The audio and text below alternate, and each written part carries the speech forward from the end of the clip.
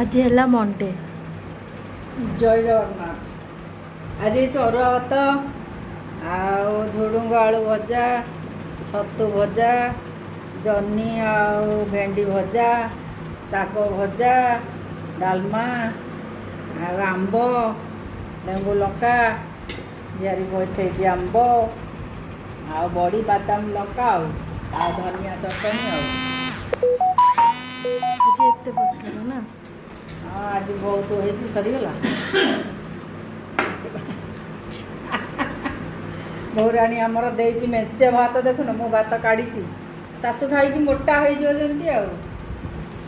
ଦେଇଛି ହାଣ୍ଡିଏ ଭାତ ମୋତେ, ଡାଲମା ଛୁଇଁ ପଡ଼ିକି ହେଇଛି।